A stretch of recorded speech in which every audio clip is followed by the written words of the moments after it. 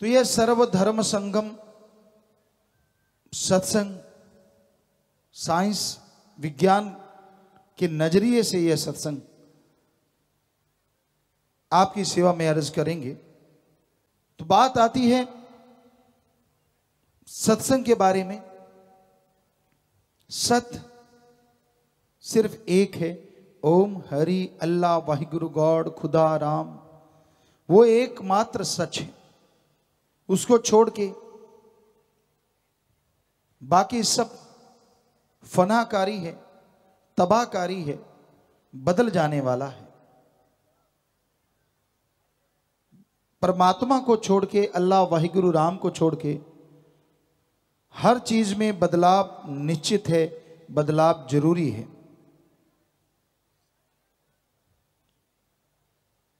तो उस मालिक का नाम, परमपिता परमात्मा का नाम यहां लिया जाता है। उसको सत्संग कहा जाता है। संग का मतलब होता है साथ। रीत कुरीत के बारे में यहां पता चले। ढोंग ठगी बेईमानी भ्रष्टाचार क्या ये सही है? नशा करना क्या ये सही है? मांसाहार क्या ये सही है? इन सारे सवालों का जवाब रूहानी सत्संग में जरूर दिया जाता है। हमारे धर्मों में क्या लिखा है? मेहनत की करके खाओ। हिंदू धर्म में लिखा है कड़ा परिश्रम करके खाओ, ईश्वर के गुण गाओ। इस्लाम धर्म में लिखा है हक हलाल की रोजी रोटी खाओ, अल्लाह की इबादत कलमा अता करो। सिख धर्म में लिखा है दसा नौवां दी किरत कमाई करो, वाहिगुरु दा नाम जपो। इंग्लिश फकीर लिखते हैं हार्ड वर्क करके खाओ, गॉड्स प्रेयर करो। भाषा अलग है पर सबका मतलब एक ही है। मेहनत की करो, मालिक का नाम जपो। यानी ठगी बेईमानी भ्रष्टाचार के लिए धर्मों में कोई जगह नहीं है। बल्कि अगर कोई ठगी बेईमानी भ्रष्टाचार से खाता है तो संतों ने बताया ये पाप जुल्म की कमाई आदमी की तंदुरुस्ती छीन लेती है, घर का आपसी प्यार मोहब्बत छीन लेती है, आत्मिक शांति छीन लेती है, लड़ाई झगड़े बेचैनियां आम बात हो जाती है। यहां ठगी बेईमानी भ्रष्टाचार का पैसा होता है। दिखने में जरूर लगता है इसके पास तो जहाज हैं, इसके पास तो गाड़ियां हैं, लेकिन वास्तविक स्थिति उनकी जो होती है वो बड़ी अजीबोगरीब होती है। सब कुछ होते हुए भी वो आत्मिक शांति से, परमानंद से, खुशियों से महरूम रहते हैं, बेचैन रहते हैं, लेकिन किसी को बताते नहीं। पर अंदर ही अंदर उनको गम दुख दर्द चिंताएं सताती रहती हैं। तो धर्मों में बिल्कुल स्पष्ट किया है मेहनत की करो, कड़ा परिश्रम शारीरिक दिमागी मेहनत की करके खाओ। पर फिर भी लोग बाज नहीं आते। सभी धर्मों के लोग ठगी बेईमानी भ्रष्टाचार नहीं करते और करते भी हैं। दोनों तरह के लोग सभी धर्मों में पाए जाते हैं। तो भाई धर्म नहीं सिखाते कि बुरा कर्म किया जाए। धर्म नहीं सिखाते कि आदमी इंसानियत से गिरे, बुराइयों से गिरे, बुराइयां में लिप्त हो जाए, इंसानियत से गिर जाए। ये धर्म नहीं सिखाते। धर्म सिखाते हैं इंसानियत को बुलंदियों पे लेके जाओ, भावना को शुद्ध बनाओ, प्रभु का सुमरन करो और मालिक से मालिक की औलाद का भला मांगो तो आपका भला भगवान जरूर करेंगे। ये धर्मों में सिखाया जाता है, ये धर्मों में शिक्षा दी जाती है। जो सुनते हैं, अमल कर लेते हैं, वो भगवान की कृपा दृष्टि के काबिल बन जाते हैं, और जो अमल नहीं करते वो दुखी परेशान होते रहते हैं। तो भजन में यही आया, जिसने अपना जन्म हीरा नाम जपन में लगा लिया, जन्म मरण का चक्कर लंबा नाम जपकर मुका लिया। 84 लाख शरीर धर्मों में बताए जाते हैं, और 84 लाख शरीरों में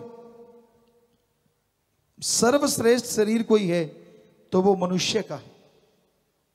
पर आज की अगर कारनामे देखें तो इंसान इंसान नहीं, शैतान को भी मात दे रहा है। पर इसका मतलब ये नहीं है कि सारे इंसान ही शैतान बन गए। चंद लोग ऐसे हैं जो शैतानियत के कारनामे करते हैं, पर ऐसे भी बहुत लोग हैं जो इंसानियत के सच्चे पहरेदार हैं।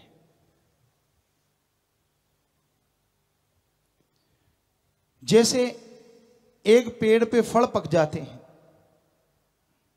उसमें अगर कोई फल गल जाता है, सड़ जाता है, तो यह कहा जाता है कि फल गल गया।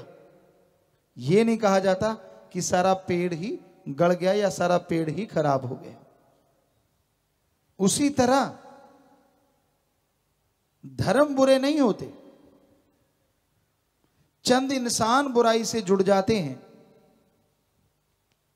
तो इसके बारे में एक शेर आपको सुनाते हैं। ना हिंदू बुरा है, ना ही सिख ईसाई मुसलमान बुरा है। ना हिंदू बुरा है, ना ही सिख ईसाई मुसलमान बुरा है, बुराई पे उतराए वो इंसान बुरा है। धर्म बुरे नहीं होते, जो बुराई पे उतर आते हैं, जिनके दिलो दिमाग में बुराई घर कर जाती है, वो इंसान बुरे कहलाते हैं। पर इसका मतलब ये नहीं है कि सारी दुनिया ही खराब हो गई, सारी दुनिया ही शैतान हो गई। पेड़ तो पेड़ है, इंसानियत तो इंसानियत है। तो जन्म हीरा मिला है, भगवान ने मनुष्य शरीर सर्वोत्तम दिया है, और इसमें सर्वश्रेष्ठ कार्य करना चाहिए, जिससे जन्मों जन्मों के पाप कर्म खत्म हो जाएं। और वो सर्वश्रेष्ठ कार्य है अल्लाह वाहिगुरु राम का नाम जपना। उसी से आत्मिक शांति आएगी, आत्म बल आएगा, आप अपने विचारों पे काबू पाना सीख सकेंगे। विचार बेर लगाम घोड़े की तरह दौड़ते रहते हैं। आप बैठे कहीं और हो, दिखते कुछ और हो, अंदर मीटिंग कुछ और ही चल रही है। दौड़ते रहते हैं विचार, इधर क्या, उधर क्या, वहां क्या, ये क्या, वो क्या। फिर ख्यालों में मन आपको पता नहीं कहां से कहां ले जाता है। बहुत ही चंचल है इंसान का मन। कहते हैं हवा की गति बहुत तेज है, प्रकाश की गति उससे भी तेज है, पर मन की गति उससे भी कई गुना तेज है। आप पलक झपकाते हैं, आपको आसमान में ले जाएगा, और अगली पलक झपकाने से पहले आपको रस्ताल में ले जाएगा। इतनी स्पीड जो कि कंट्रोल ही नहीं हो पाती। सोते जागते मन के विचारों में, बुरे विचारों में आदमी अपने कीमती श्वास बर्बाद कर रहा है।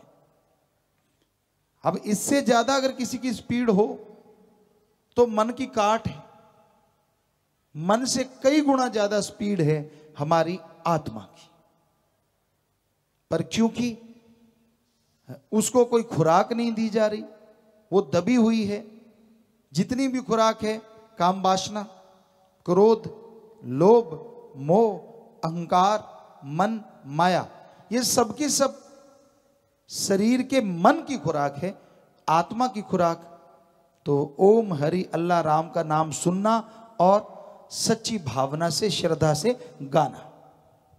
वो अगर आप गाओ तो आत्मा की स्पीड बढ़े, बुराइयां रुक जाएं, बुरे विचार अंदर से खत्म हो जाएं, अच्छे विचारों का सिलसिला शुरू हो जाए और भगवान की कृपा दृष्टि से आप माला माल हो जाएं। पर आत्मा की खुराक खाने में लोग परहेज करते हैं, राम नाम से लोग डरते हैं। राम नाम बिकाऊ नहीं है। ओम हरि अल्लाह वाहिगुरु गौड़ खुदा रब का नाम अनमोल है।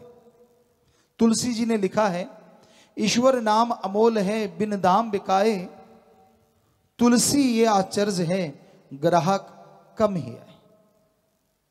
ईश्वर का नाम अनमोल है, जो बेचा खरीदा नहीं जा सकता।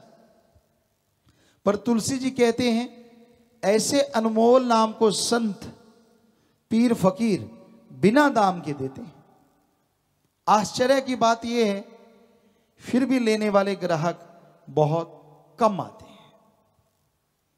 क्योंकि जो आपको कहे 100 रुपया दे तेरे पाप खत्म कर दूंगा, 1000 दे, 5000 दे, तो झट से लोग चढ़ा देते हैं, पाप खत्म हो ना हो। तो लोग सोचते हैं जितना कोई ज्यादा पैसा लेता है उतना ही ज्यादा भगवान का नाम असर करता है, अल्लाह मालिक का नाम असर करता है। जबकि है इसके बिल्कुल उल्ट। मालिक का नाम जो बेचते हैं, खरीदते हैं, कभी फलता फूलता नहीं है। बल्कि संत पीर फकीर आदि काल से मालिक का नाम बिना दाम के देते हैं, और जो लेने वाले श्रद्धा से लेते हैं, भावना से उसका जाप करते हैं, वहां ये दिन दुगनी रात चौगनी फलता फूलता रहता है। असीम शांति मिलती है, चेहरे पे नूर आता है, अंदर एक सुरूर आता है। 2 तरह के स्वाद दुनिया में मशहूर हैं, जीभा का, इंद्रियों के भोग विलास का। दोनों ही स्वाद परमानेंट नहीं है, क्षणिक है, कुछ देर के लिए हैं। जीभा पे आप कुछ भी खाते हैं, जब तक खाते हैं उसका स्वाद बना रहता है। जैसे निगल जाते हैं 10-15 मिनट के बाद मुंह बकबका हो जाता है। पर ईश्वर का नाम हिंदू धर्म में हमारे लिखा है, हरि रस, जो हमारे अंदर लबालब भरा है। हे भगवान, हे भक्तजनों, उसका अगर वर्णन करें, दुनिया में मीठी चीजें चीनी, गुड़, शहद, घी, दूध, ये सब मीठे हैं, पर भगवान के नाम की जो मिठास है इनसे करोड़ों लाखों गुना बढ़ के है। नशा, चरस, हेरोइन, स्मैक, भांग, दतूरा, अफीम, सब में बहुत नशा है, पर राम नाम का नशा इन सब से अरबों खरबों गुने बढ़ के है। राम नाम के नशे के सामने ये दुनिया के सारे नशे गंदगी हैं। इस्लाम धर्म में लिखा, मजाजी शराब के सैकड़ों मटके भरे हों, और अल्लाह की इबादत में गुजरा एक पल, वो एक पल अरबों खरबों दर्जे ज्यादा नशा देने वाला है। और यही सिख धर्म में लिखा है, पोस्त पंग अफीम मद नशा उतर जाए पर भात, नाम कुमारी नानका चढ़ी रहे दिन रात। पोस्त, भांग, अफीम, शराब, जितने भी नशे हैं दुनियावी, सुबह पियो तो शाम को, और शाम को पियो तो सुबह उतर जाती है। हे भक्तजनों, नशा करना है तो अल्लाह वाहिगुरु राम के नाम का करो। अगर एक बार चढ़ गया, अरे इस जहान तो क्या, अगले जहान में भी नहीं उतरेगा। आप मस्ती से चूर रहोगे, खुशियों से माला माल रहोगे। ईसाई धर्म में भी लिखा है कि गॉड्स प्रेयर का जो नशा है वो दुनिया के तमाम नशों से अरबों दर्जे बढ़ के है। तो भाई, मालिक का नाम, मालिक की भक्ति करना एक ऐसा नशा देता है, एक ऐसी लज्जत देता है जो कहने सुनने से परे है। पर जो तन लागी वो तन जाने। जिसने भगवान के प्यार को, उसके नशे को महसूस किया है, वही जानता है। दूसरे तो किस्से कहानियां बताते हैं। आपको लगता है कि सच नहीं है, ऐसा नशा कोई हो ही नहीं सकता, तो हम आपसे कुछ लेंगे नहीं। आपको गुरु मंत्र, मेथड ऑफ मेडिटेशन, कलमा, नाम, शब्द, अलग अलग धर्मों में ये नाम है, वो तरीका, मेथड है, आपको बता देंगे। आप घर में परिवार में रहते हुए इसका अभ्यास जीवा से, ख्यालों से करके देख लो। हम आपके से पैसा नहीं लेंगे, कपड़ा लत्ता नहीं लेंगे, जमीन जायदाद नहीं लेंगे, नोट बोट नहीं मांगेंगे। सिर्फ मालिक का नाम, बिना किसी शर्त के, बस 3 बुराइयां आपसे छुड़वाएंगे। आप वो लेके देख लीजिए, करके देख लीजिए, तो वो हरि रस, वो अमृत, वो आबो हयात जो आपके अंदर भरा है, उसे आप खुद पिएंगे और खुद फिर मानेंगे भी। क्योंकि लोगों ने ये कहावत है, जब तक ना देखूं अपने नैनी तब तक ना मानो गुरु की कहनी। मत मानो, पर गुरु जो मेथड देता है, आप सब पढ़े लिखे सज्जन हैं, हम सब ने पढ़ाई की है। जब पढ़ते थे, अगर टीचर लेक्चरर की बात ना मानते तो आप कहीं डिग्रियां ना ले लेते। आपने सुना, उनको फॉलो किया, डिग्रियां ली, नौकरी पेशा, आज अच्छा कारोबार सब आप कर रहे हैं। तो ऐसे पीर फकीर की बात मान लो, बस अमल करके देख लो। अमल नहीं करते तो फायदा कहां से होगा? आपको सबको, हमको मालूम है, बादाम है, काजू है, घी है, दूध है, मक्खन है, इसमें ताकत होती है। सामने रख लो, धोख मारते रहो, बहुत अच्छा जी, आप में बहुत ताकत है, तो क्या ताकत आ जाएगी? नहीं आएगी। अब उसको खा लो, स्वाद भी पता चलेगा और ताकत भी आ जाएगी। वैसे राम का नाम है, जगह जगह धोख मारी, हाँ जी भगवान जी भला करना, तू भी भला करना। जितने भगवान मिले सबसे भला ही मांगता गया, पर खाया तो कुछ नहीं, अमल तो किया ही नहीं, राम का नाम तो जपा ही नहीं। ऐसा करना अच्छी बात है, धोख मारना, सिर झुकाना, ये पता चलता है कि हमारे अंदर मां बाप के अच्छे संस्कार हैं। लेकिन इतना कर देने से, मक्खन को माथा टेक देने से तो पावर नहीं आती। मक्खन खाना पड़ता है, घी दूध लेना पड़ता है, ताकत आती है। उसी तरह राम का नाम जपना पड़ता है, उसका जाप करना पड़ता है, अभ्यास करना पड़ता है, तभी तमाम खुशियां मिलती हैं जो धर्मों में बताई गई हैं। तो इसको कहते हैं अमल करना। तो अमल के बिना इल्म किसी काम का नहीं। बिन अमलों के आलमा इल्म निकम्मे सारे, कोई अमल कमा ले तू घर जश लेने मालिक द्वारे। इल्म ज्ञान चाहे कितना भी हो, उस ज्ञान को अगर आप मानते नहीं, प्रैक्टिकली नहीं करते, तो वो ज्ञान का कोई फायदा नहीं। आपको ज्ञान भी होना चाहिए और उसको मानना भी चाहिए। इसीलिए हमारे हिंदू धर्म में फरमाया, ज्ञान जोगी बनो और कर्म जोगी बनो। कई जगह लिखा होता है कर्म ही पूजा। अधूरा ज्ञान है उन लोगों को। कर्म तो आप किसी का गला काटना भी कर्म है, पाप करना भी कर्म है। कर्म जो आप कर्म करते हैं, जो आप कार्य करते हैं अपने जीवन में, तो ये तो सही ना हुआ। इसलिए पहले ज्ञान जोगी बनना जरूरी है। आपको ज्ञान होना चाहिए कौन सा कर्म अच्छा है, कौन सा बुरा है, और फिर ज्ञान के अनुसार कर्म जोगी होना जरूरी है। सिर्फ ज्ञान ही है, कर्म नहीं करते तो उस ज्ञान का कोई फायदा नहीं।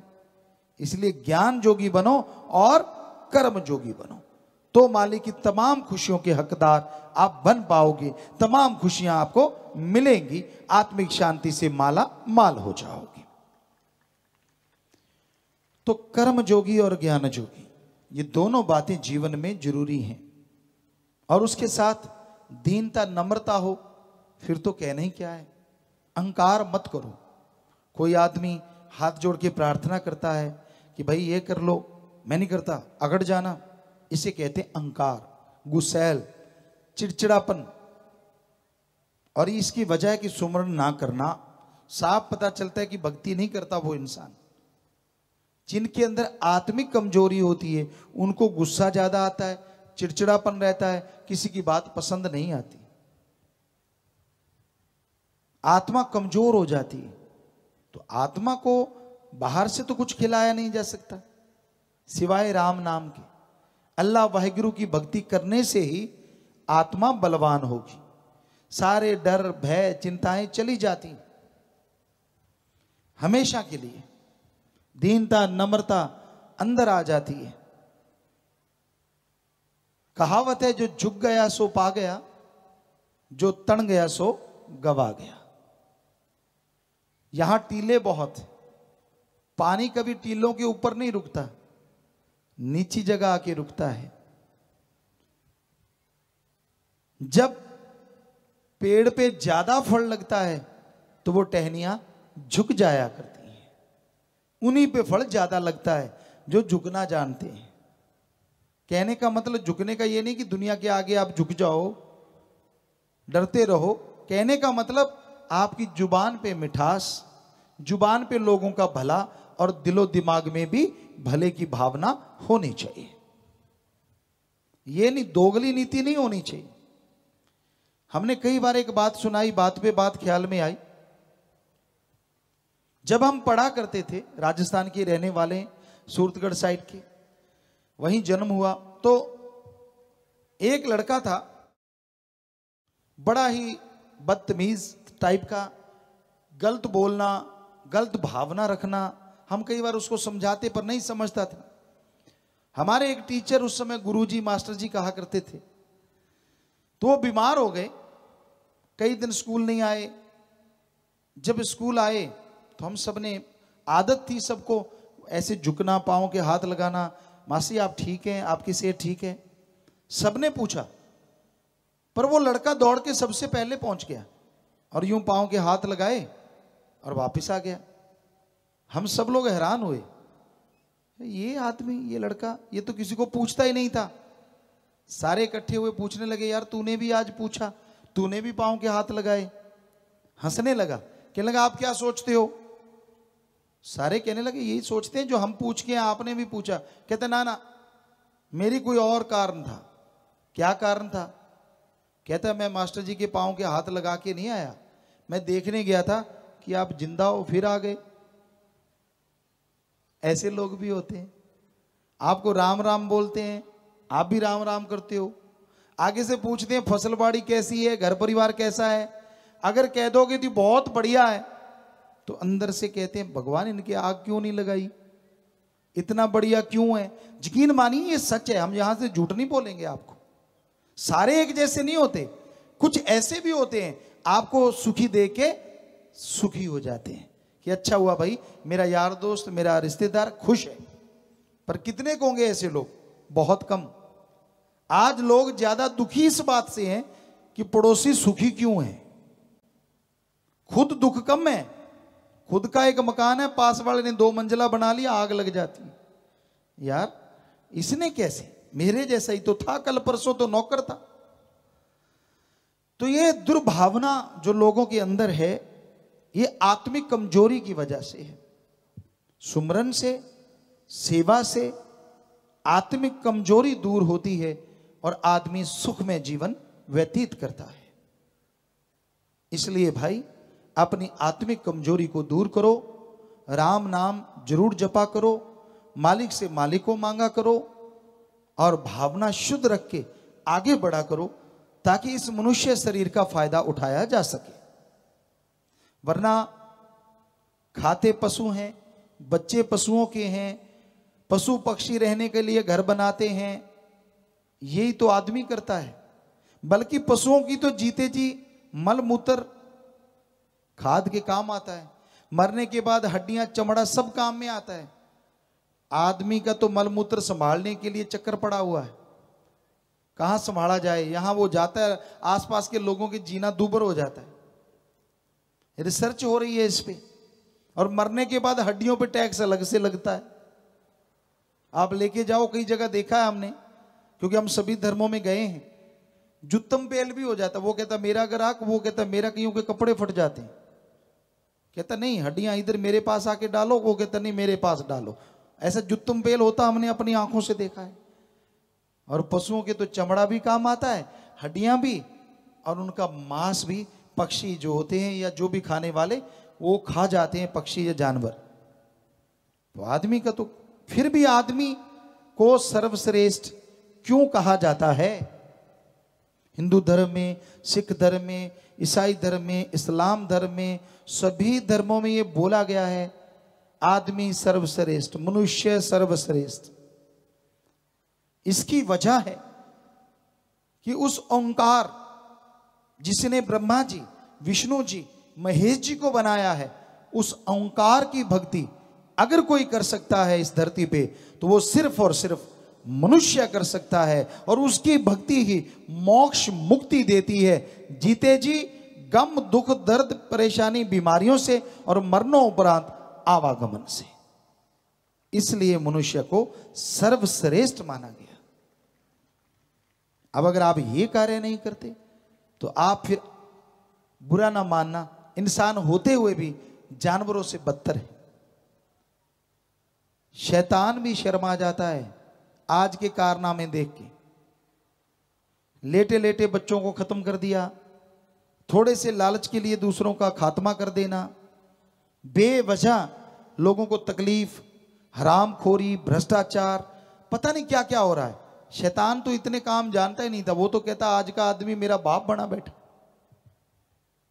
शैतान का तो एक दायरा होता था राक्षसों का। सतयुग के बाद की जो बातें करें तो उस टाइम की भी बात करें, कोई कोई होता था जो बुरे कर्म करता था और उसको जंगल का एक एरिया दे दिया जाता था, वो उसी में रहते थे, बाहर नहीं आते थे। तो जब पता है कि इधर राक्षस रहता है, कोई क्यों जाएगा। पर आज वाले शैतान का तो पता ही नहीं कहां जाके किस पे वार कर दे, कहां जाके कौन सी हरामखोरी कर दे, कहां जाके क्या गुल खिला दे बुरे, कुछ पता नहीं।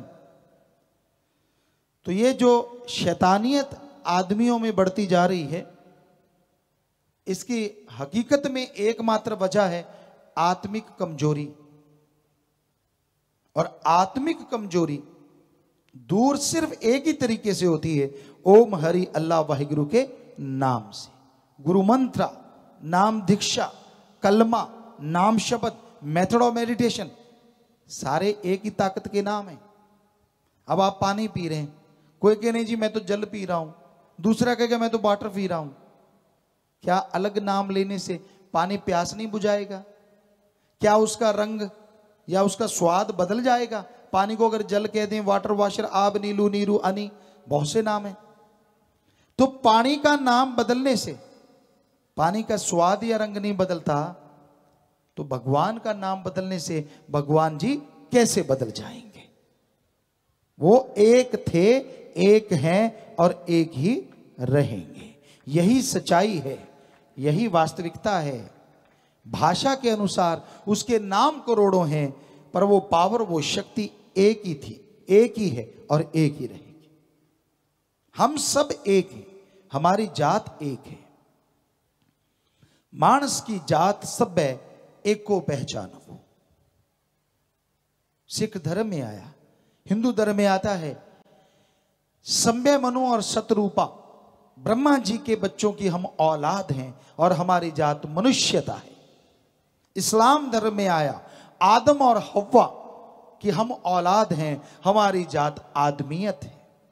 ईसाई धर्म में आया the God is one, humanity is our caste, God एक है और इंसानियत ही हमारी जात है। तो सारे धर्मों में ये बातें लिख के आ चुकी हैं, बताया जा चुका है। फिर भी लोग नहीं मानते, फिर भी लोग अमल नहीं करते। मैं कोई और, तू कोई और। कोई माइक लेके जब बोलता है तो मानता है, कहीं भी माइक है उस पे अगर कोई बोलेगा यही कहेगा मेरे माता बहनों, मेरे भाइयों, मेरे बच्चों। आपने कभी कोई ऐसे बोलते देखा है? मेरे हिंदू भाइयों, मेरे मुसलमान भाइयों, मेरे सिख भाइयों, मेरे ईसाई भाइयों, नहीं। कोई माइक लेके सबको संबोधन करेगा तो यही मेरे बुजुर्गों, मेरे भाइयों, माता बहनों, बच्चों। यानी उस टाइम तो मान लिया कि हम सब एक हैं, तभी तो सबको कि जो मेरे बुजुर्गों के बराबर के हैं वो बुजुर्ग, जो बराबर के हैं वो भाई बहन, छोटे हैं तो बेटे बेटी के समान। लेकिन जब अकेले में होते हैं तब कहते हैं ये तो अपने वाले हैं, वो दूसरे वाले हैं। तब हेर फेर करते हैं और ये हेर फेर दीवारें खड़ी हो जाती हैं, आदमियों में झगड़े शुरू हो जाते हैं, परेशानियां शुरू हो जाती हैं। तो भाई इस बारे में लिखा बताया, जो भी संत महापुरुषों का आएगा सेवादार भाई आपको पढ़ के सुनाएंगे। इस बारे में लिखा बताया है। धन धन सतगुरु तेरा ही आसरा, जिन पुरुषों ने हरि का भजन किया, नफा वो जहान से कमा गए हैं, जन्म मरण से सदा ही रहित हो गए, अपना चक्कर 84 का काट गए हैं।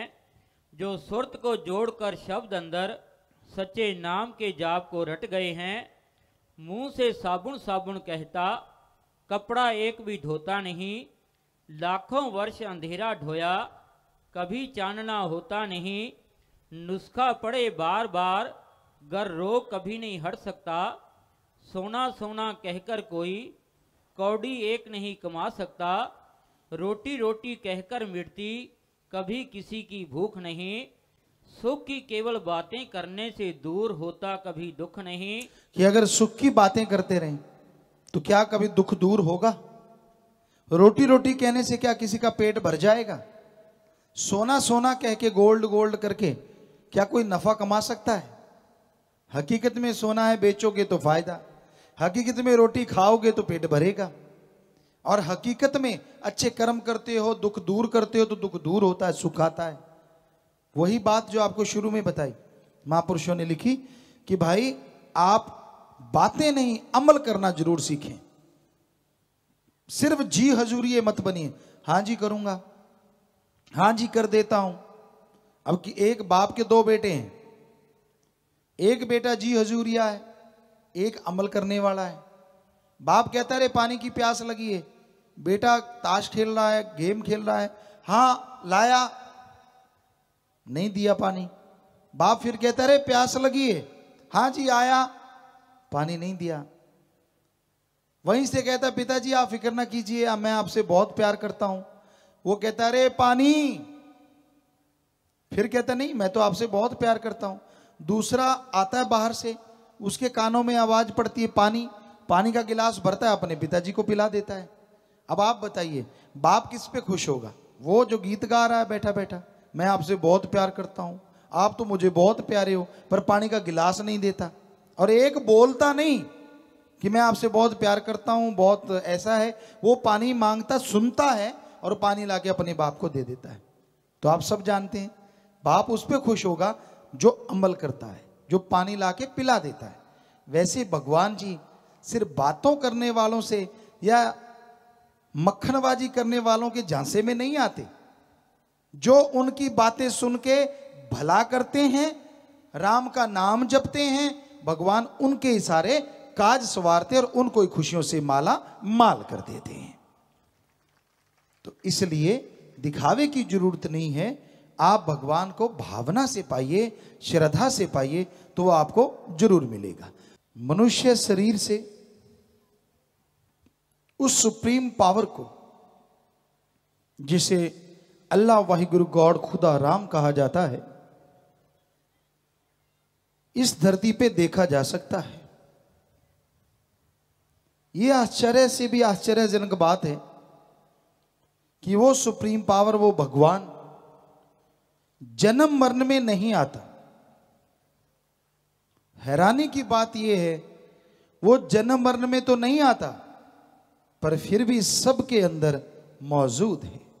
भगवान कण कण में, अल्लाह ताला जर्रे जर्रे में, गॉड इज एवरीवेयर। कोई जगह ऐसी है ही नहीं यहां मालिक ना हो। और दूसरी बड़ी बात यह कि वो जन्म मरण में नहीं आता, फिर भी वो सबके अंदर है ना। हैरानीजनक बात। इससे भी हैरानीजनक बात यह कि वो एक ही है।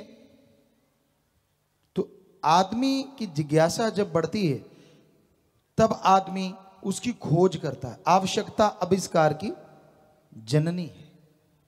तो क्या ये नहीं लगता कि जो ऐसा है, एक है, सबके अंदर रहता है, वो सुप्रीम पावर है। वो कुछ भी कैंसर, एड्स जैसे भयानक बीमारियों को यूं निकाल फेंकता है जैसे मक्खन में से बाल निकाल दो, पता तक नहीं चलता। हजारों के साथ ऐसा होता है। आखिर वो कैसा है? अगर ये जिज्ञासा पैदा होती है तो आदमी ही उसे देख सकता है और कोई उसे चाह के भी नहीं देख सकता। और उसे देखने का तरीका एक ही है, नाम अलग है। जैसे आपका नाम लेके बुलाएं तो आप उठ खड़े होगे, आदमी आदमी कहें कोई नहीं खड़ा होगा। ऐसे ही 33 करोड़ या 365 करोड़ देवी देवताओं के नाम भगवान है। भगवान भगवान मालिक मालिक करते रहो, कोई नहीं बोलेगा। पर उनका मूल मंत्र, उनका नाम लेके अगर बुलाएं तो वो झट से बोलेंगे भी और आपका समस्या का हल भी जरूर करेंगे, जिनके पास जितनी पावर है। पर ओंकार तो ब्रह्मा विष्णु महेश जी को बनाने वाला है, वो तो दोनों जहां को बनाने वाला है। उसका नाम गुरु मंत्र जब आदमी लेके उसको बुलाता है, उसके तक आवाज जरूर पहुंच जाती है उसी टाइम, और वो बदले में आपके पास आवाज भेजता है। पर आपके कानों में पर्दे हैं, दिलो दिमाग में पर्दे हैं, काम वासना क्रोध लोभ मोह अहंकार मन माया की, ऐसे पर्दे पे पर्दा, तो उसकी आवाज आप तक नहीं पहुंचती। आपकी आवाज फौरन पहुंचती है। इसलिए लगातार उसको आवाज देते रहो, क्योंकि उसको आवाज देने से, उसका नाम बार बार पुकारने से ये सातों पर्दे एक एक करके धराशायी हो जाते हैं, और उसकी आवाज भी आप तक जब पहुंचेगी तो वो आप भी आप तक पहुंच जाएगा। इसलिए उसका नाम ज्यादा लेना पड़ता है। ये नहीं कि भगवान कोई बहरा है, पर आप विषय विकारों में बहरे, काम वासना में, क्रोध लोभ मोह अहंकार मन माया में, उसी में सीमित है। इसलिए लगातार उसका नाम लेना पड़ता है, जिससे कि ये पर्दे हट जाएं और वो उसके दर्शन हो जाएं। तो मौका है, अवसर है, आपको कीमती श्वास मिले इसी के लिए, ताकि आप इन पर्दों को हटा सकें और मालिक की कृपा दृष्टि के काबिल बन सके। 84 लाख है जून सवाई, मानस को प्रभु दी बड़ियाई, सरदारी मुख्तियारी छोड़ के माया बगार में लगा दिया। धर्मों में लिखा है आदमी खुद मुख्तियार है, सरदार, मुखिया, हेड। अगर ये मालिक की भक्ति करे तो भगवान को इस मृत्यु लोक में देख सकता है, और अगर बुरे कर्म करे तो यह शैतान का भी बाप बन जाता है। इसलिए इंसान को अच्छे कर्म, भले कर्म करने चाहिए। जैसे जैसे भले कर्म करता जाएगा, जैसे जैसे नेक कर्म करता जाएगा, इंसान भगवान के नजदीक पहुंचता जाएगा। और भगवान से होता क्या है? आदमी कहता है मेरे पास बच्चे हैं, परिवार है, दौलत है, मेरे पास तो सब कुछ है, मैं भगवान का क्यों नाम लूं? हम आपसे पूछना चाहेंगे, क्या आपके पास ऐसी कोई ताकत है कि आने वाला कोई पहाड़ जैसा रोग आपको लगने वाला हो, आने से पहले उसे खत्म कर डालो? क्या आपके पास ऐसी कोई ताकत है जिससे आप अपनी आत्मिक शांति से अपने आप को माला माल कर सको? आपके अंदर विल पावर, आत्मबल चरम सीमा पे पहुंच जाए? कई लोग सोचेंगे ऐसा कुछ होता ही नहीं जो आने वाले पहाड़ जैसे रोगों को खत्म कर दे। आप अनजान हैं, आप अज्ञानी हैं। हमारे सारे धर्मों में ऐसी चीज लिखी हुई है। आने वाले पहाड़ जैसे कर्मों को, मान लीजिए जिससे आप रोगी बनेंगे, साल 6 महीने चारपाई पे पड़ेंगे, हजारों लाखों खर्चा होगा, कितना अच्छा हो कि आने से पहले वो रोग कट जाए, लाखों रुपए भी बच गए। और शरीर एक बार बीमार होता है, तंदुरुस्त होने में बहुत टाइम लगता है। तो शरीर बीमार हो ही ना, ऐसा तरीका एकमात्र है, और वो है ओम हरि अल्लाह राम का नाम। ईश्वर का नाम जीभा से ख्यालों से लेते रहो तो पहाड़ जैसा कर्म कंकर में बदल जाता है। और राम नाम पे लगता एक पैसा ही नहीं, आपने कुछ नहीं देना, डायरेक्ट इनडायरेक्ट कुछ भी नहीं, बस आप वो अभ्यास करें। जितना अभ्यास करोगे, जो जितना अभ्यास करेगा उतनी ही मालिक की खुशियों का हकदार बनेगा। इसी जन्म में ही ज्ञान होए, नाम प्रभु का जप सके, जेल 84 से आत्मा को जुगती पाकर छुड़ा लिया। इस बारे में लिखा बताया है। सस्सा कहता संत महात्मा का, कहना मान ले नहीं पछताएगा तू, यदि प्रेम के अंदर हो गया रता, अजब नाम का रंग चढ़ाएगा तू, चक्कर 1,84 का छोड़ करके जन्म मरण से रहित हो जाएगा तू, मनुष्य जन्म भागों के साथ बिला, मुड़ के फेर ना बंदे पाएगा तू, इसी जन्म में हो मुक्त जाए, नेक अमल जे रोज कमाएगा तू, नहीं तो मुश्किल जूनों के अंदर बंदे, रोए रोए के वक्त विहाएगा तू। जी, तो आदमी ये सोचता है उसको मोक्ष मिलेगा, मुक्ति मिलेगी, पता नहीं कब। क्या भगवान का नाम जीते जी भी कुछ दिलाता है? जी हां, जीते जी गम टेंशन परेशानियों से जो मुक्ति दिला दे, गम दुख दर्द बिना वजह के भय से जो पीछा छुड़वा दे। आपको कोई प्रॉब्लम है, आपको कोई समस्या है जिसकी वजह से आप चिंताग्रस्त रहते हैं, और प्रॉब्लम भी ऐसी जो दूसरे से शेयर नहीं कर सकते, किसी को बता नहीं सकते, उस प्रॉब्लम उस समस्या से आपका पीछा छुड़वा दे, ऐसा है प्रभु का नाम। ये कैसे होता है आपको विज्ञान के दृष्टिकोण से बताते हैं।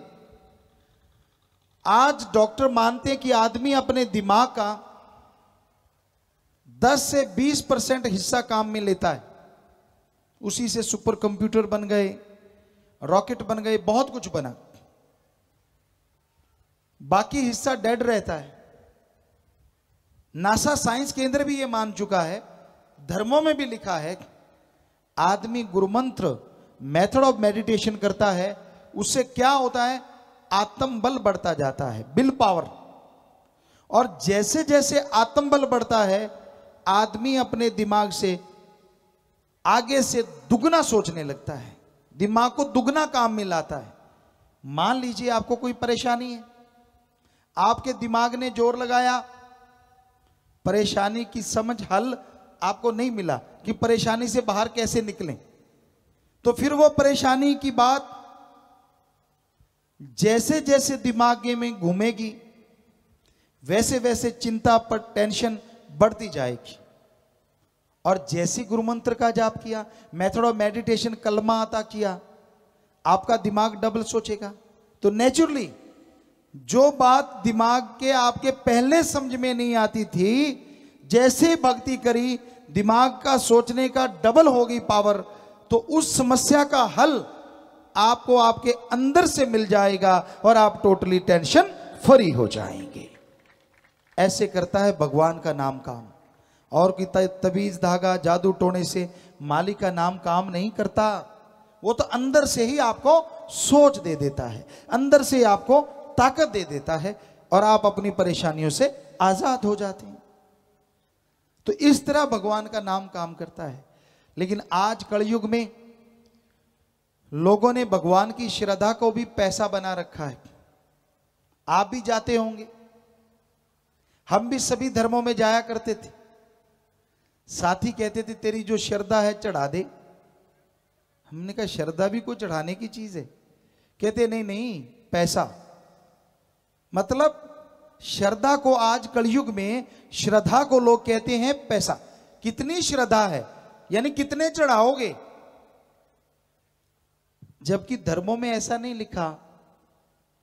धर्मों में तो लिखा है श्रद्धा एक भावना होती है। उदाहरण के तौर पे,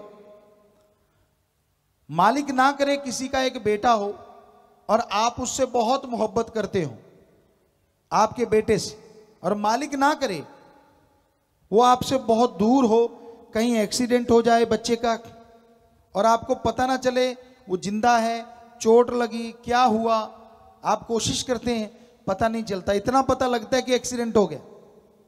तो बेअख्तियार अपने आप आपकी आंखों से आंसू बहने लगते हैं, आप बेचैन हो जाते हैं, आप तड़प जाते हैं बच्चे को मिलने के लिए।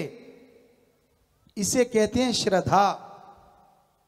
मां बाप की अपने बेटे के लिए ऐसी श्रद्धा आप अपने बेटे के लिए रुपए में 100 पैसा तड़पते हैं, ऐसी ही श्रद्धा भगवान के लिए आप 15-20 पैसे तड़फो, हम गारंटी देते हैं भगवान आपके सामने आके खड़ा हो जाएगा।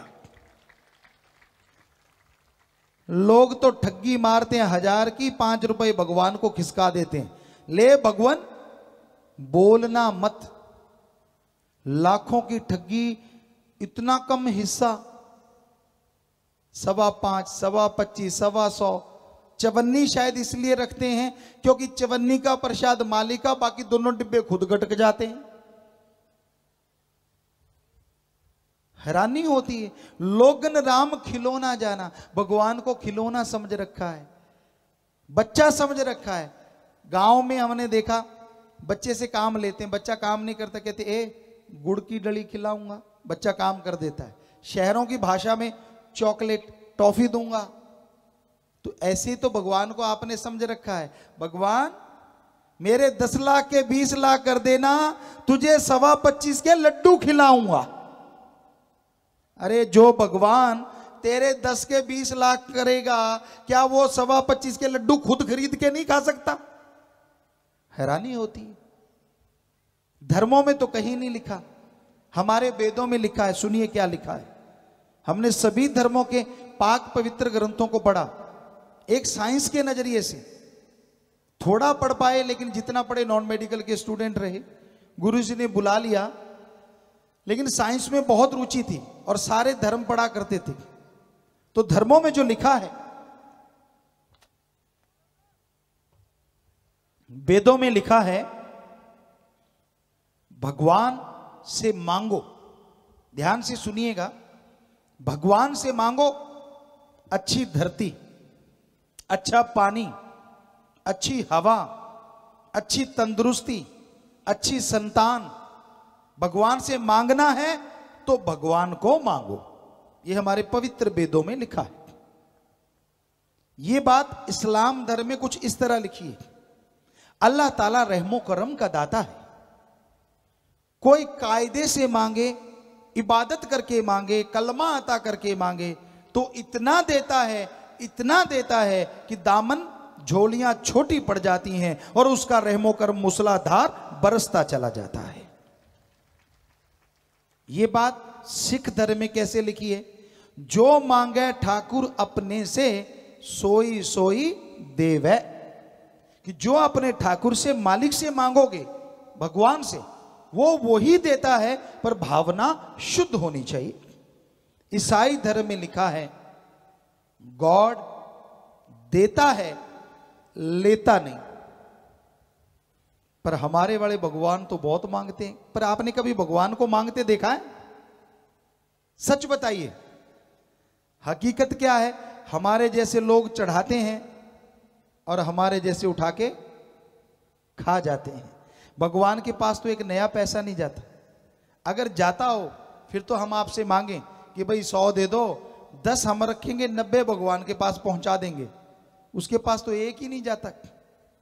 कई झांसा देते हैं, आपके नोट डबल कर देंगे, तो उसकी झोली में 5000 रख दो और झोली फैला के सामने खड़े हो जाओ, निकाल मेरा 10,000।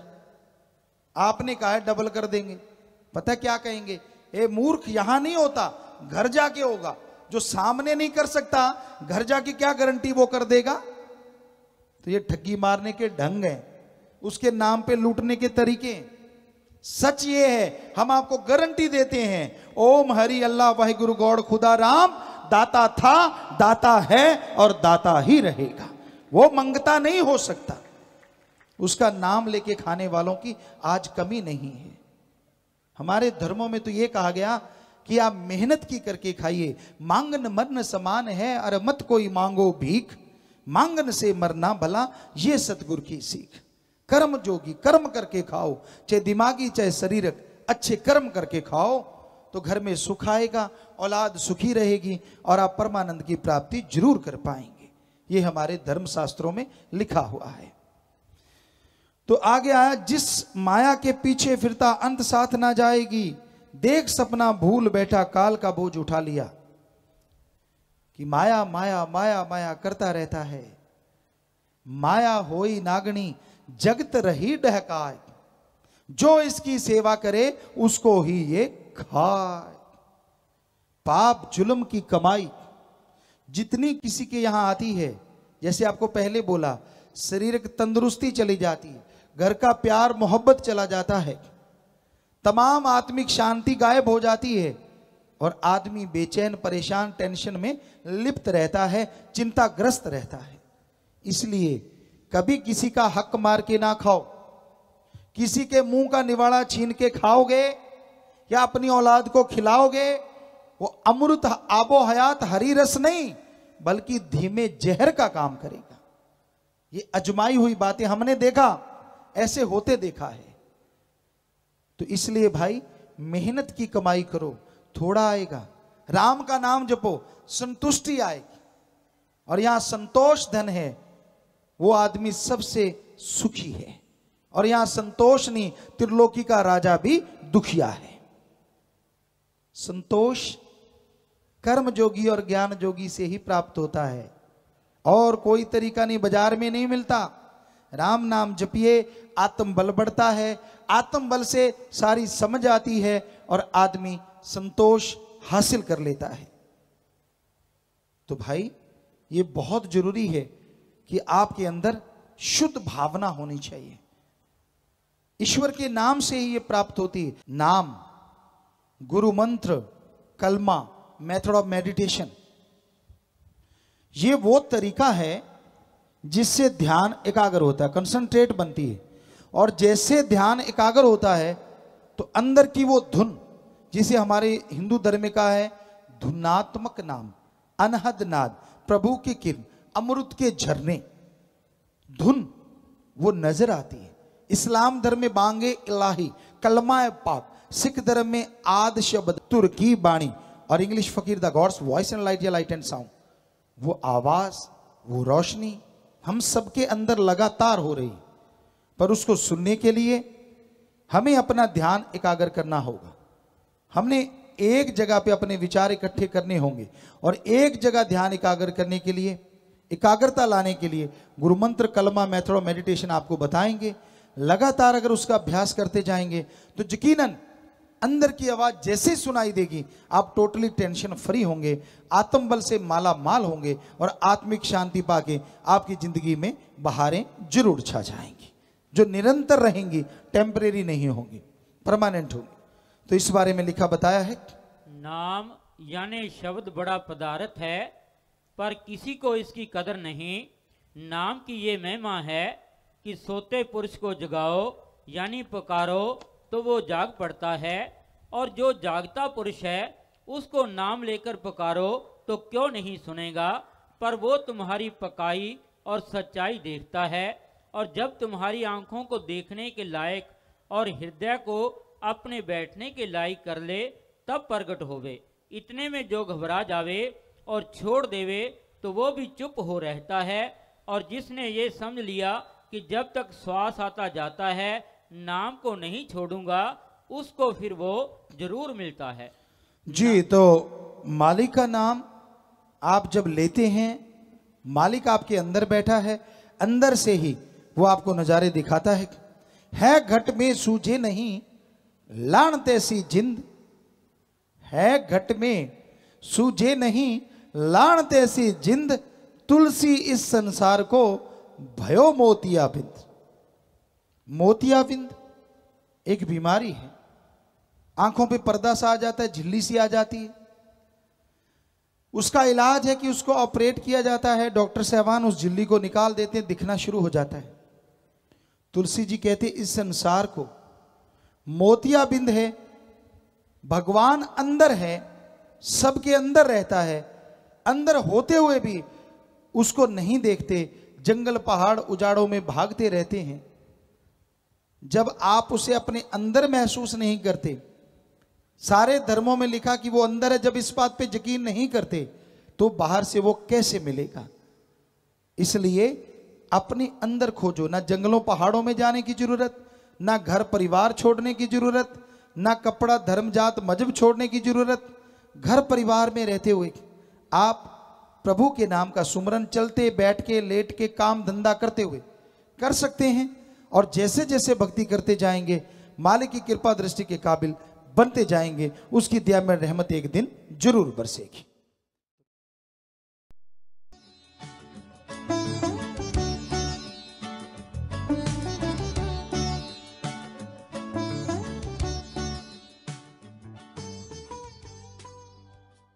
किसी के दिल में गूंजता ये गीत आज जिला हिसार के गांव सुल्तानपुर में, जो कि अपने आंचल में सदियों पुरानी विरासत को संजोए बैठा है, एक नए अध्याय को लिखने जा रहा था। हाथों में शगुन की थाली लिए परंपरागत गीत गा रही ये महिलाएं किसी ऐसे रंग में रंगे इंसान का इंतजार कर रही हैं जिसमें रंगना हर किसी के लिए आसान नहीं है।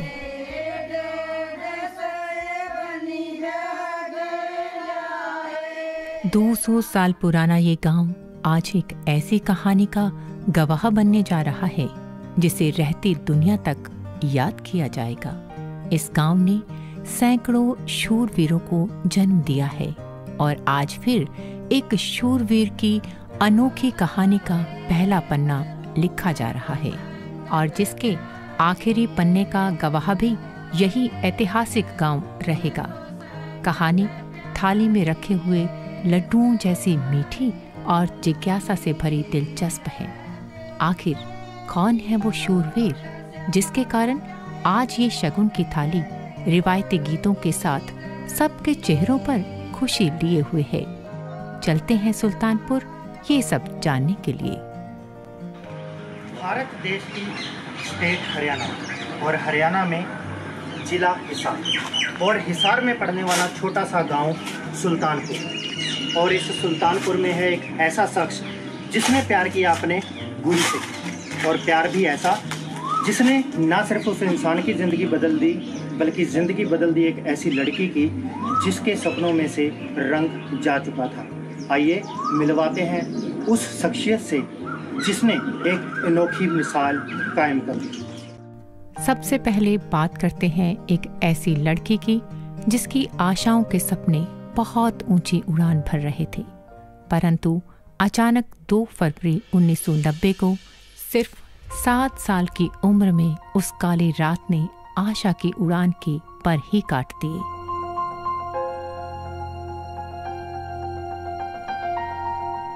अचानक ही आशा रानी के पांव रुक गए। उन्होंने काम करना बंद कर दिया और शरीर धीरे धीरे रुकने लग गया। बहुत इलाज करवाया पर शायद ईश्वर को उसका ठीक होना मंजूर ही नहीं था। जिस उम्र में बच्चे खिलौनों के साथ खेलते थे, घर वालों ने बहुत ही दुखी दिल से उसके हाथों में ट्राईसाइकिल थमा दिया। मैं चलना चाहती थी, कई बार तो रोने ही लग जाती थी, क्योंकि पहले जो बच्चा ठीक होता है उसको थोड़ा फील होता है, जो जन्म से होता है उसको फील नहीं होता। तो बहुत टाइम तो मेरा रोने में ही निकला है ज़्यादातर, कि मेरे पैर कब ठीक होंगे। बहुत मुश्किल होता है एक इंसान को जब ऐसी ज़िंदगी से हम गुज़रते हैं, लड़ना भी पड़ता है, दुनिया की बातें भी सुननी पड़ती हैं। तो एक बात सोच के डर भी लगता है कि अगर हम थोड़ा किसी से मैरिज करने की बात सोचते हैं तो थोड़ा होता ही है कि नहीं ये ऐसे है, ये ऐसे है। इधर ना उम्मीद आशा रानी और उसका परिवार आने वाले कल के लिए चिंतित था।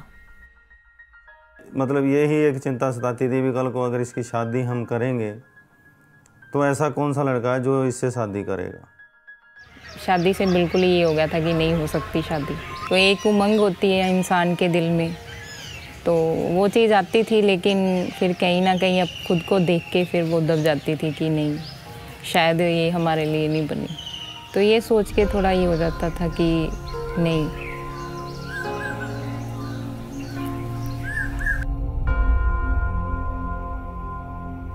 और अचानक एक दिन आशा के भाई को कोई मिलने आया जिसने आशा से शादी का प्रस्ताव रखा। उम्मीद खो चुके आशा के भाई को यकीन नहीं हुआ कि उसके कान क्या सुन रहे हैं। आशा के भाई ने हैरानी से उससे कहा कि आप क्या बोल रहे हैं। अपाहिज है वो ना तो आपके परिवार की सेवा कर पाएगी और ना ही आपको कोई सुख दे पाएगी, लेकिन वो इंसान अपने फैसले पर टिका रहा। इस कहानी का एक और किरदार मनजीत सिंह फौजी, जो देश सेवा के लिए सरहद पर तैनात था, लेकिन पारिवारिक हालात के कारण उसे फौज की नौकरी छोड़नी पड़ी। मनजीत ने फौज की नौकरी के दौरान ही इलेक्ट्रॉनिक्स में ही एमटेक की पढ़ाई पूरी कर ली थी। 5 एकड़ जमीन के मालिक मनजीत के लिए अच्छे अच्छे घरों के रिश्ते आने शुरू हो गए, लेकिन मनजीत उन्हें लौटाते रहे। उसके मन में क्या चल रहा था किसी को भी पता नहीं था। मनजीत के रिश्तेदार और परिवार वाले उसके मन को पढ़ने की कोशिशों में लगे हुए थे, पर मनजीत की जिंदगी पर किसी और का ही अधिकार था। इसकी 2 साल हो गए, शादी की बात चल रही थी। यूं कंधा भी शादी करवाऊं तो उसे लड़की तक करवाऊं, नहीं शादी करवाऊंगा नहीं मैं। इस पर का लड़का तो गांव में नहीं, और कोई भी बुला लो उसकी भी मदद करा। मैं शादी नहीं कराऊं, हाँ मरीज लेंदे बढ़िया बढ़िया घर के रिश्ते लावांगे, मैं नहीं रिश्ता करांदा भाई जिंदा। कहते हैं कि प्यार अंधा होता है, और ये इस कदर अंधा होता है कि इंसान को अपने चरम पर ले जाकर ही छोड़ता है। मनजीत को भी उसका प्यार उस चरम तक ले ही गया, और आखिर एक दिन मनजीत के फैसले ने गांव के लोगों को हैरान ही कर दिया, जब उसने एक दिव्यांग लड़की को अपने जीवन साथी के रूप में अपना उसकी आशाओं को एक नई उड़ान दी। हमारे यही है कि सिस्टम में कि भाई हैंडीकैप के लिए हैंडीकैप को ढूंढो, जैसे कि समाज में चलता है। लेकिन जो गुरुजी ने मुहिम चलाई है, संत डॉक्टर गुरमीत राम रहीम सिंह जी इंसान ने, कि भाई अगर काम आना है तो त्योहारों पे काम तो सभी आते हैं हैंडीकैपों को। जैसे 2 दिन के लिए कपड़े बांट दिए, खाना दे दिया या कुछ आर्थिक मदद कर दी, लेकिन अगर पूरी ज़िंदगी के लिए डेडिकेशन करना चाहो तो भाई ये सबसे बड़ी सेवा है। तो उसी के तहत मैंने ये फैसला लिया है और ये शादी की है।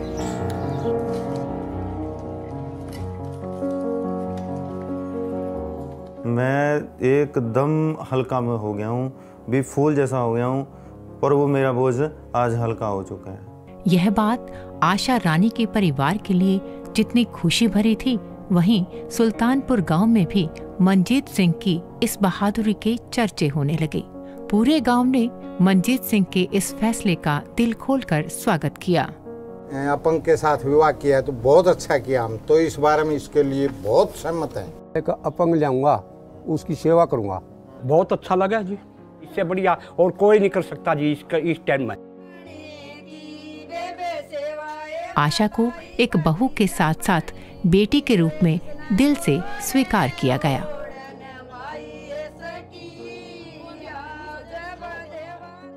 बहू अपंग आई है, क्यों आई है भाई, लोग के कहेंगे, तो हमें खुश सा सारे, हमने कोई इतराज कोई नहीं। मनजीत सिंह यह जानते थे कि शादी के बाद उनकी जिंदगी और लोगों की तरह आसान नहीं होगी। प्यार के साथ साथ उन्हें आशा के लिए पूरी जिंदगी एक मजबूत सहारा बने रहना है। और इसके लिए मैं उनको जैसे व्हीकल में बैठाना है और बीच में रास्ते में खाना पीना है या फिर बाथरूम है, वो फैसिलिटी मैं खुद अपनी जिम्मेवारी के हिसाब से उनको सुविधा के हिसाब से प्रोवाइड करवा दूँ। बिना दहेज और किसी लालच के हुई यह शादी महज एक शादी बनकर रहने की बजाय उन लोगों के लिए मिसाल बन गई जो लोग सिर्फ और सिर्फ अपने लिए जी रहे हैं। तो अभी उसका जो रिस्पॉन्स है, अभी वो खुद आप ही देख लो, लोग बहुत खुश हैं इस बात को कि भाई ये बहुत बड़े दिल की बात है, बहुत बड़ा जज्बा है कि भाई ऐसे ऐसे सोचना। जैसे नॉर्मल लड़के की लड़की की शादी होती है, उसमें छोटी सी भी कमी होने के कारण उसके परिवार वाले उसको छोड़ देते हैं, लेकिन ऑलरेडी पता होने के बाद फिर उसकी मदद करना और भी लास्ट तक इस बात को समझना, तो इसमें लोगों ने मेरे को बहुत सारी सपोर्ट की है। बहुत सारे लोग आए हैं घर पे, बहुत सारे लोग तो बैठ के रोए भी हैं कि हाँ तूने ऐसा इतना बड़ा फैसला कैसे सोच लिया, हम लोग ऐसा सोच भी नहीं सकते। तो लोगों में बहुत पॉजिटिव इस बात के विचार हैं। मेरे को अभी तक कोई नेगेटिव बंदा नहीं मिला, और समाज अच्छे काम को हमेशा सपोर्ट करता आया है और आगे भी करता रहेगा। अक्सर कहते हैं कि प्यार करने वालों के बीच एक अटूट विश्वास हमेशा उन्हें एक दूसरे के करीब बनाए रखता है। अक्सर रिश्ते पारंपरिक रीति रिवाजों के दायरे में कैद होते हैं, और जिंदगी के सफर में इस दायरे से बाहर भी कुछ रिश्ते बनते हैं और ऐसे रिश्ते सिर्फ फरिश्ते ही निभा सकते हैं। गुरुजी ने एक आह्वान किया था कि अंगहीन अपंग लोगों की मदद करो और उनके काम आओ, जैसे उनको भी भाई समाज की जो मुख्य धारा है उनमें लेके आओ।